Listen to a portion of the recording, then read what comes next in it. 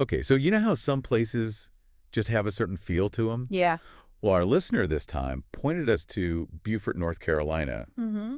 through excerpts from a screenplay. Oh, wow. Okay. And reading it, you can almost picture it, you know, Yeah, like yeah. pine and salt and sea all kind of hanging in the air. It Definitely. really sets the stage. It does. But it's not actually the scenery we're diving into today. Okay. It's more about two people within that scenery, Uh, seen through each other's eyes, really, I see. especially in these early moments. Gotcha.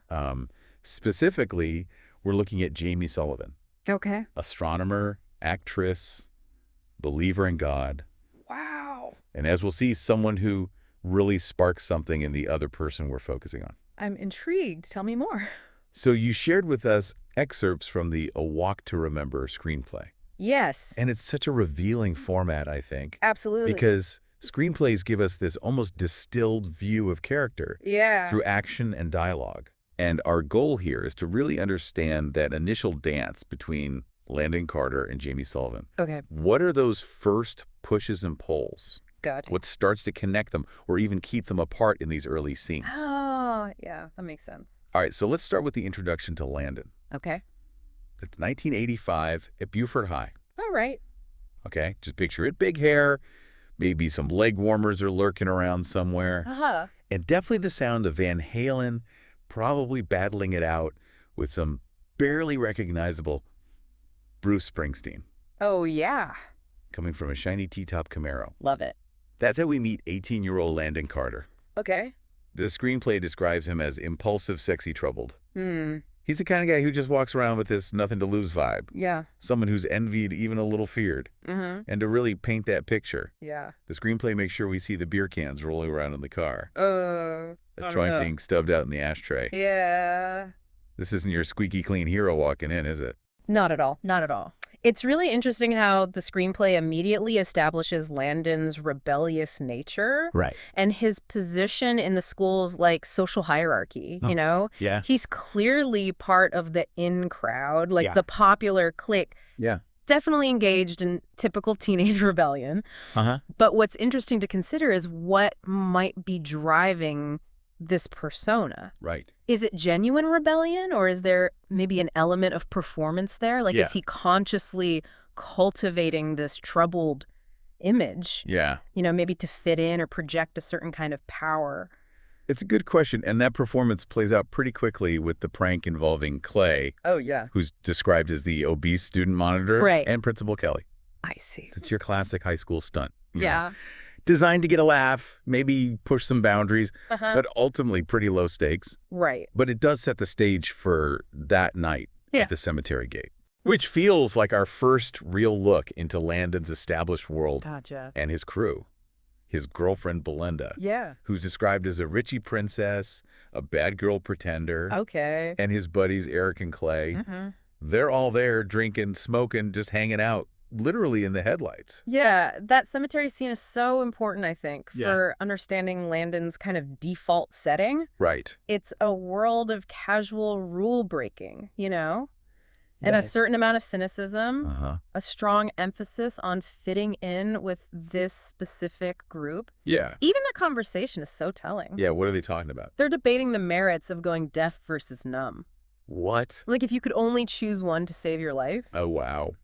It just highlights the superficiality of their interactions Yeah. and this almost forced bravado, you know? Huh. They're performing for each other. Totally. And then out of nowhere, their headlights catch a figure Oh, okay. dropping down to the cemetery gate. Who is it? It's Jamie Sullivan. Oh, wow. And the screenplay's description is so striking. Hmm. Pale contemplative, Hmm. dressed in clothes she probably made herself. Interesting. Her long hair kind of obscuring her face. Okay. And she's described as living in her mind, not her body. Wow. It's an immediate and powerful contrast to the loud, boisterous scene in the car. Right. It's like two different species encountering each other. Precisely. Yeah. Jamie enters the scene almost as a disruption, a Yeah. figure entirely out of sync with the prevailing atmosphere, Yeah. her politeness, her homemade clothing. Well, All these details immediately signal her status as an outsider, someone who doesn't adhere to Beaufort High's social codes at all. right. And then Belinda's just rude. Yeah. What does she say? She says, God give you this road. Oh, wow. It really emphasizes that huge gulf between these two social spheres. Right. So what do you think? Yeah. What does Jamie's quiet request in the face of this boisterous group tell us about her character? Does it suggest naivete or maybe a quiet strength? Right. A kind of self-possession that allows her to just remain polite, Yeah. even in a clearly uncomfortable situation? Well, Landon does something that momentarily makes you think, okay, maybe there's a flicker of something decent in this guy. Oh, really? He turns off the lights, Mm, and Jamie is genuinely thankful. okay. But of course, that moment of potential connection is instantly undercut. Oh, no. As soon as she turns to leave, Uh-huh. Landon flicks on the high beams, Uh-huh. and he and his friends just erupt in laughter at her startled reaction. Oh, wow. It's a pretty mean-spirited prank, Is. really highlighting his need to kind of gain approval from his friends, Right. even if it means being cruel to someone who's just asked for a simple courtesy. It's a classic example of group dynamics at play, don't you think? Totally. Like, Landon's initial act of turning off the lights Yeah. could be interpreted as a brief moment of empathy, perhaps a recognition of Jamie's polite request. However, his immediate reversion to the prank Right. reveals a deeper need for validation within his peer group. Yeah. He prioritizes the laughter and approval of Belinda, Eric, and Clay Right. over Jamie's feelings. Totally.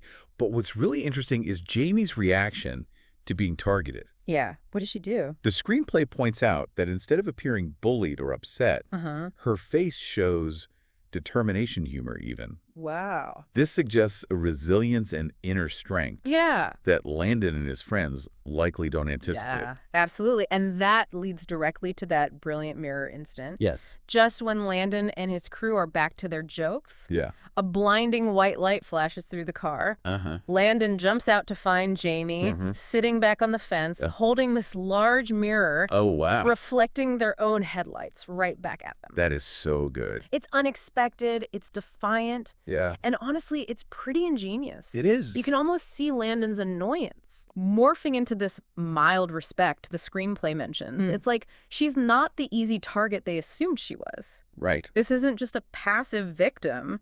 She's actively pushing back. I love that so much. That moment is a real turning point in their initial interactions. Yeah. Jamie doesn't just retreat or become flustered. She Yes. actively retaliates. Yeah. Using her intelligence and resourcefulness, Yeah. it's the first significant crack in Landon's likely dismissive perception of her. Right. He witnesses an unexpected strength and wit. Right. And that flicker of respect hints at a dawning realization that she is more complex than he initially judged. Absolutely. So how do you think this moment of unexpected defiance Yeah. might plant a seed of doubt in Landon's mind about his initial assessment of Jamie? It's such a good question, but the night takes a really dark turn pretty fast. Oh, no. Landon's still kind of wound up, speeds away recklessly. And this leads to the devastating accident, Gosh. where they hit the old man, Harold Keene, and his dog. Oh, no. And the screenplay really emphasizes the sound, that loud, heart-searing thump. Wow. And Landon's immediate fright and anguish. Oh, man. It's a stark and brutal contrast to the relatively harmless rebellion we saw earlier. Yeah. This has real consequences. Absolutely. This incident serves as a major catalyst for Landon's trajectory, I think. Yeah. The consequences are immediate and severe, forcing him to confront the tangible impact of his impulsive actions Right. and his initial fear and anguish, Yeah. offer a glimpse beneath that nothing-to-lose exterior, revealing a basic human decency that has perhaps been buried under his rebellious facade. So true. What do you think? Yeah. How does this sudden shift from reckless fun to devastating reality potentially begin to alter Landon's perspective on his own actions and their impact on the world? Well, the fallout is pretty significant. It is. Principal Kelly expels him. Wow. His mother, Cynthia, is understandably upset. Of course. And his beloved Camaro is now a crumpled mess. Oh, man. It looks like Landon is headed down a pretty dark path. Yeah. But then Kelly throws him a lifeline. Okay. This surprising offer to return to school, Mm-hmm. but with some very specific conditions. What are they? He has to help the janitorial staff, Okay. tutor disadvantaged students, and join the drama club. Wow. Landon's initial resistance is palpable, Oh, yeah. but eventually he reluctantly agrees. I see. It's pretty clear he's not embracing this out of any sudden desire for self-improvement. Right. He's doing it because he has to.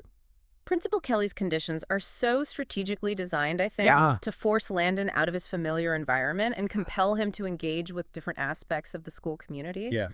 The manual labor and tutoring are meant to instill a sense of responsibility and empathy, while joining the drama club throws him into a world completely foreign to his usual social circle. And his reluctance underscores that this isn't a voluntary transformation, but rather a forced confrontation with different realities. Exactly. What kind of internal conflict do you think Landon might be experiencing as he's forced into these unfamiliar roles? I don't know, but this is where Jamie steps back into the picture. Okay. In a more significant way. All right. Landon's forced participation in school activities leads him to the Star Club open house, where Jamie is giving a presentation about Saturn, complete with her homemade star frame. I love that. We get a little glimpse into her intelligence and genuine passion for astronomy. Awesome. And even though Landon gives the barely audible correct answer, it's really Clay and Eric's mocking questions. True. Especially Eric's crude remark about her sweater. Oh, geez. That standout. Yeah. But Jamie handles it all with such grace, offering thoughtful responses, and even finding Landon's awkward attempt to defend her funny. It's another moment where her character and inner strength just shine through. They do. In contrast to the others. This scene further emphasizes Jamie's intellectual curiosity and her genuine enthusiasm for her interests. She doesn't allow the mockery to derail her presentation at all. Right. Instead, she responds thoughtfully and even with humor. Yeah. Her ability to laugh at herself and find Landon's clumsy defense amusing suggests a level of self-acceptance and an openness that stands in stark contrast to the insecurities that often seem to drive Landon's behavior. Absolutely. So I'm curious, how does Jamie's reaction in this moment potentially challenge Landon's perceptions of what it means to be strong or confident? That's a good question. What do you think? Well, then we get these brief snapshots into their separate lives. Okay. Landon's almost defiant rejection of his father's money. Interesting. His mother's quiet happiness at having him home. And Jamie on the school bus reading completely separate from the preppy girls singing along to whatever was on the radio. She's even observing Landon's glumness. Wow. As he's lost in his ZZ Top on his Walkman. I love these little details. Me too. These little vignettes really highlight the different orbits they inhabit. They do. Their transitional moments are crucial for showing the subtle shifts that might be starting to occur. Oh, yeah. Like Landon's rejection of his father's money, even if it's a small act of rebellion, could suggest a growing discomfort with his privileged background, especially in light of the recent accident. I see. And Jamie's quiet observation of Landon hints at a developing awareness of his inner emotional state. Right. A contrast to the more superficial interactions he has with his usual friends. Yeah. It's like she sees something beyond the surface. And then we get the really pivotal bus conversation. Oh, okay. Tell me about this. Jamie is the one who initiates it, asking about Harold.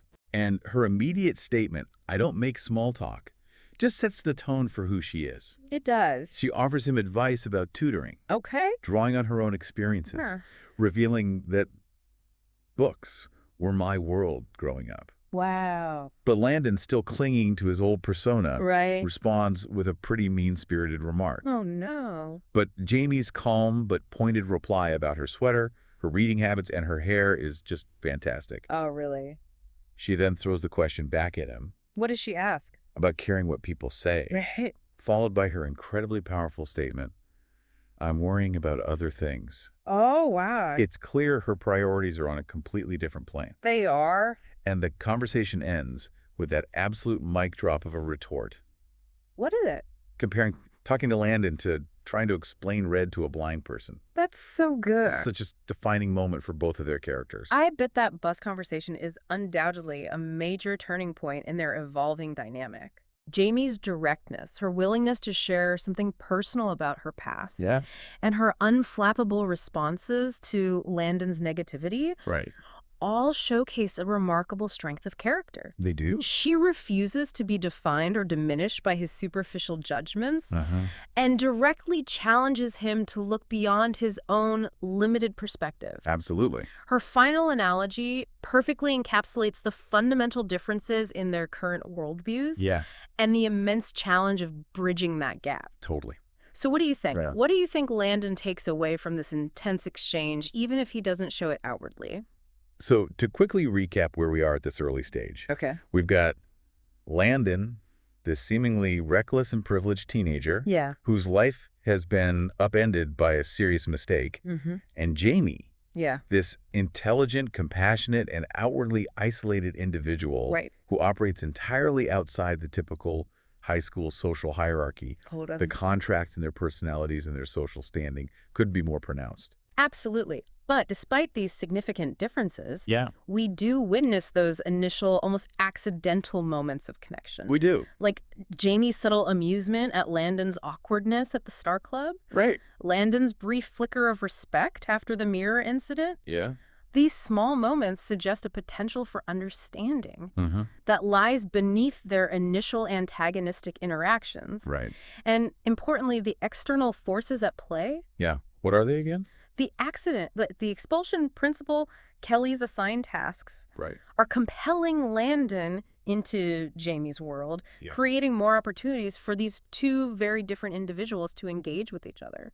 And for you, our listener who shared these excerpts with us, Yeah. what strikes me is how these seemingly small early scenes Yeah. are so crucial in establishing the foundation for a potential transformation in Landon Uh-huh. and for a deeper connection to form between these two very different people. Right. So what do you think? What aspects of Jamie's character, in your opinion, begin to chip away at Landon's established worldview? That's a great question. What subtle hints within these initial encounters suggest that there might be something more between them Yeah. than their initial prickly interactions? This initial deep dive really highlights the fascinating nature of unexpected connections, you know? Yeah. It makes you think about how our first impressions can often be misleading, Right. and how seemingly insignificant events Yeah, can set in motion profound personal growth. they can. Perhaps those initial conflicts and differences Right. aren't always insurmountable barriers, but sometimes the very catalysts Yeah. that lead to deeper understanding and the formation of unlikely yet meaningful relationships. I love that. Me too. And as these excerpts from the screenplay so clearly illustrate, Yeah. there's so much more to unpack in Landon and Jamie's story. There is. So many more layers to uncover in their individual journeys Uh-huh. and in the relationship that begins to take shape here. Absolutely. It really makes you reflect on the power of those unexpected connections It does. and the quiet ways they can reshape our perceptions and maybe even the entire course of our lives. Beautiful. Thanks so much for joining us for this deep dive. It was my pleasure.